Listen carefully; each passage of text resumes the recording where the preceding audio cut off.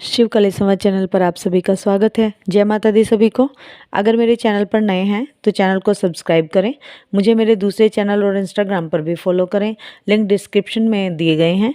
जो बच्चे मुझसे बात करना चाहते हैं अध्यात्म से जुड़ी परेशानियों से संबंधित, वो QR कोड से 251 रुपये पे करके मुझसे बात कर सकते हैं। आज चर्चा करेंगे साधना में होने वाले अनुभव जो कि बंद हो चुके हैं, अब नहीं होते हैं, उन्हें दोबारा कैसे प्रारंभ कर सकते हैं, कैसे देव या देवी श्राप से मुक्ति मिले, इससे संबंधित आज हम उपाय बताएंगे जिससे आपको देव श्राप से मुक्ति मिलेगी।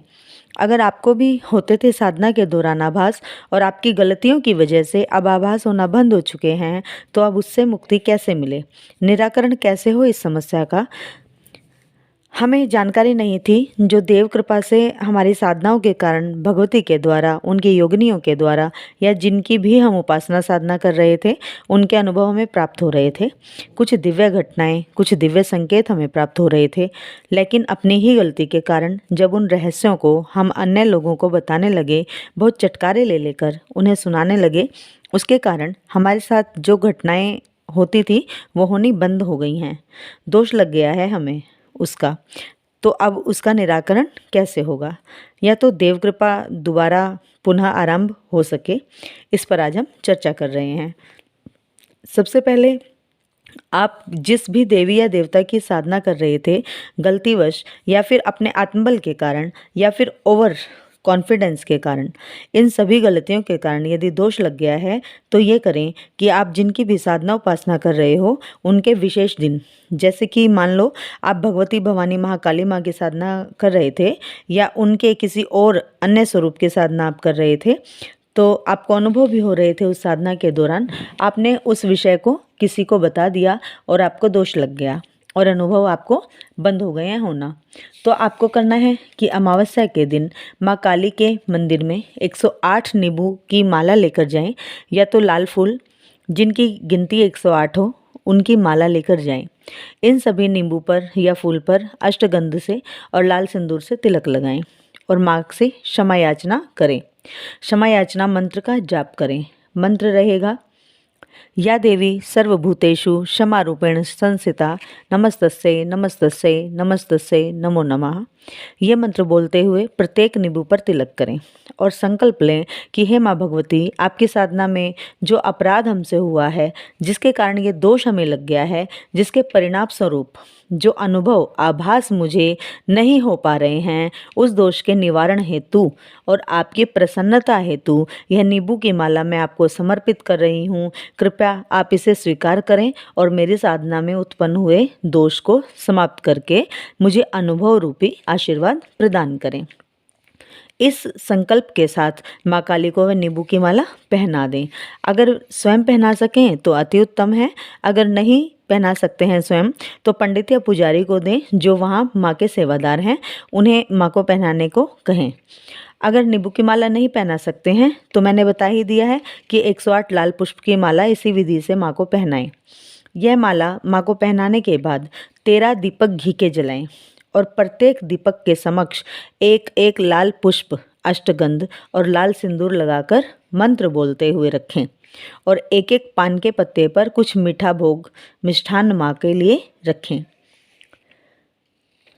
माँ महाकाली की योगिनियों से दोष निवारण हेतु प्रार्थना करें। माँ महाकाली के लिए 13 योगिनियों की प्रार्थना की जाती है। माँ दुर्गा के लिए 9 योगिनियों की प्रार्थना होती है। भगवान शिव के लिए 12, गणपति जी के लिए 4, हनुमान जी के लिए 11 रहेंगे। बगलामुखी माँ के लिए 8, मातंगी माँ की साधना में अगर दोष लगा है तो 9 रहेंगे।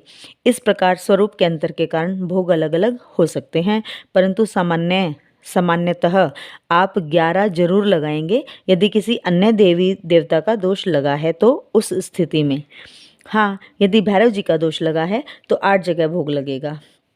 अगर गिनती पर भी ना जाएं तो 11 जगह भोग और 11 दीपक उस मंदिर में प्रज्वलित करें जो संबंधित देवी या देवता का मंदिर हो, और तिथि अनुसार ही करें। जैसे कि हनुमान जी के लिए पूर्णिमा का दिन है तो शिव जी के लिए त्रयोदशी का दिन विशेष होता है। भगवती महामाया दुर्गा के लिए शुक्ल पक्ष की अष्टमी का दिन होता है। भगवती बगलामुखी के लिए भी अष्टमी का दिन होता है। भगवती दुर्गा महामाया के लिए अष्टमी और नवमी दोनों ही गिने जाते हैं। इसी प्रकार प्रथम पूजन करना है संबंधित देव का, और उस दिन से प्रारंभ करके अगली उसी तिथि तक, जैसे कि महाकाली माँ का अगर आप कर रहे हैं तो अमावस्या से ये आरंभ करना है और अगली अमावस्या तक घर में दीपक जलाकर भगवती के इसी मंत्र का 108 बार जाप करेंगे, क्षमा याचना करेंगे। और उसके साथ एक काम जो है वो और करना है कि उसी तिथि से प्रारंभ करके प्रतिदिन शिव मंदिर जाएं, दूध का एक पात्र भर कर ले जाएं, चाहे वह छोटा सा ही पात्र क्यों ना हो, एक पात्र दूध का भर कर लेकर जाएं, उसमें मिश्री डालकर लेकर जाएं और प्रतिदिन भगवान भोलेनाथ का दुग्धाभिषेक करके भगवान शिव से भी इस दोष निवारण की प्रार्थना करनी है कि हे शिव, मैं आपका दुग्धाभिषेक अपने उस दोष के निवारण के लिए कर रही हूँ, कृपा करके आप मुझे दोष से मुक्ति दें। हे महादेव, आप प्रसन्न हो, मुझ पर कृपा करें। इस प्रकार पूजन करने से जल्दी ही आपको अपने उस श्राप से, उस दोष से मुक्ति मिलेगी, यदि महादेव ने चाहा तो। इसके अलावा जीव सेवा अवश्य करनी चाहिए। प्रदर्शन ना करें अपनी की गई सेवा का। प्रदर्शन से दूर रहेंगे तो ही आपको साधना में सफलता प्राप्त होगी। प्रदर्शन करने से पुण्य समाप्त हो जाते हैं। पुण्य फल तुम्हें ही प्राप्त हो, उसके लिए प्रदर्शन करना बंद कर दें। किसी भी साधना सिद्धि को आप कर रहे हैं, पूजन पाठ कर रहे हैं, आपके गुरु के अलावा किसी को भी पता ना रहे। ऐसा भी ना हो कि बिना गुरु आज्ञा के ही चल पड़े, क्योंकि बिना गुरु आज्ञा के भी पुण्य फल हमें प्राप्त नहीं होते हैं, यह भी स्मरण रहे। 1 माह तक यह स्तुति पूजन जब आप करेंगे तो अवश्य ही सफलता मिलेगी आपको। ये तो मैंने भगवती का बताया आपको। महादेव का यदि हमें यह करना है दोष मुक्ति उपाय, तो उसके लिए रुद्राष्टक पाठ भी कर सकते हैं 27 बार प्रतिदिन। हनुमान जी का है तो उसके लिए आप राम जी की स्तुति करेंगे, क्योंकि राम जी की स्तुति करने से हनुमान जी बहुत ही शीघ्रता से प्रसन्न होते हैं, क्योंकि हनुमान जी राम जी की बात कभी नहीं टालते हैं।